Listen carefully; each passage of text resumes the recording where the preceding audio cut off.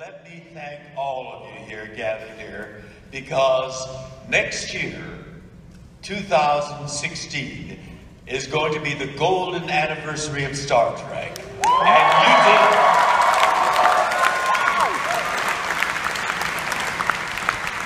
you did 50 years old. We're 50 years old.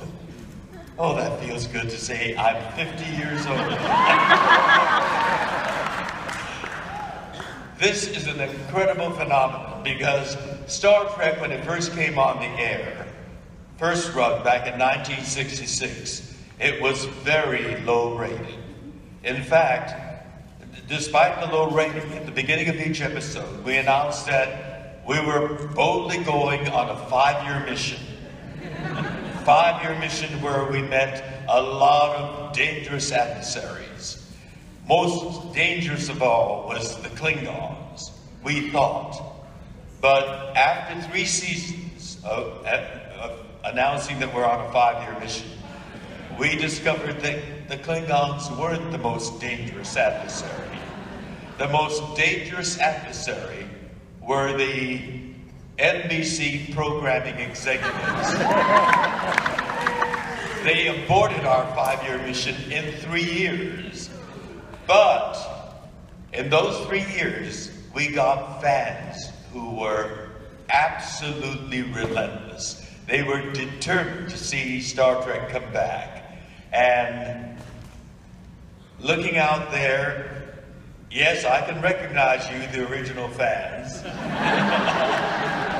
There you are. I can see the color of your hair, or the lack thereof. And bless your hearts, you were like tribbles. You reproduced generation after generation, and we're now 3 generations into Star Trek fans in one family. And all of them are Star Trek fans, generation after generation. And we too have been productive. We have been procreating spin-off series, The Next Generation, Deep Space Nine, Voyager, and Enterprise. And because of you, Star Trek is now celebrating its 50th birthday next year. Because, you know, we just worked on Star Trek, and Gene Roddenberry created Star Trek. But this phenomenon of this 50-year longevity was created by you fans.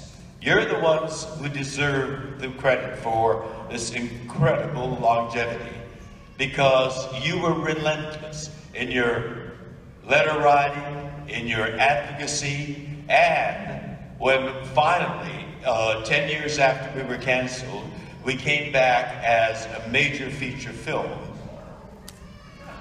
I know some of you didn't like it, and I didn't like it either.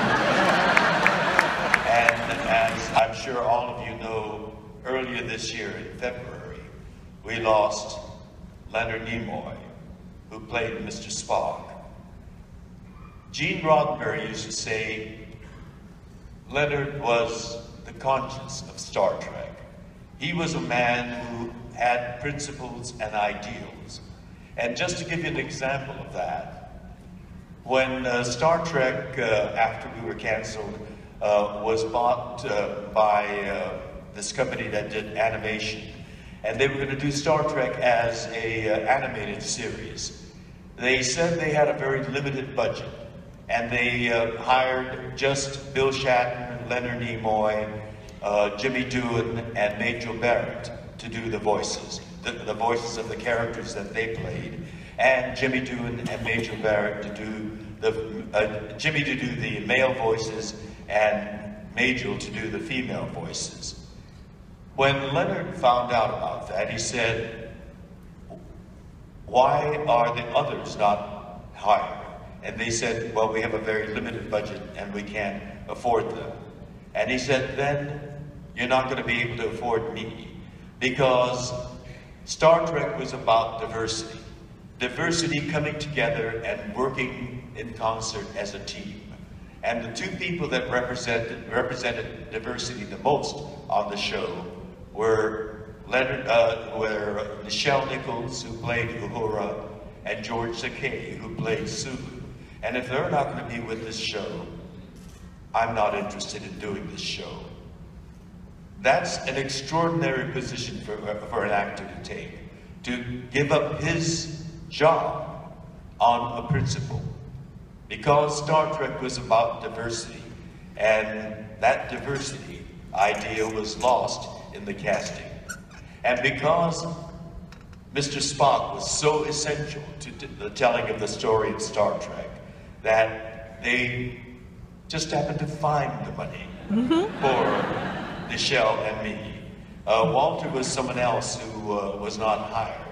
But again, Leonard Nimoy said, we need to bring Walter in, at least as a writer, because he's a very talented writer. And he got a contract to write one of the shows. But that's the kind of man that Leonard Nimoy was. He was an extraordinary, rare human being, and also a very dear friend. He's introduced me at so many of the events that I've appeared at, but I was most touched late last year. There was a documentary made on Brad and my life, and we had a special screening for my colleagues from Star Trek.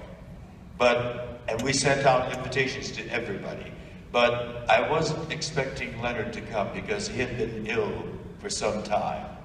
He had COPD, what is that now? Congestive obstructive pulmonary disease. Leonard was a smoker, and he was paying the price for it.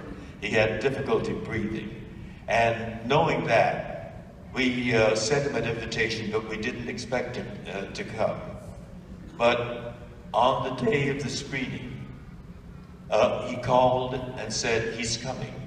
And we were taken aback by that. He's supposed to be ill. And when he arrived on a wheelchair.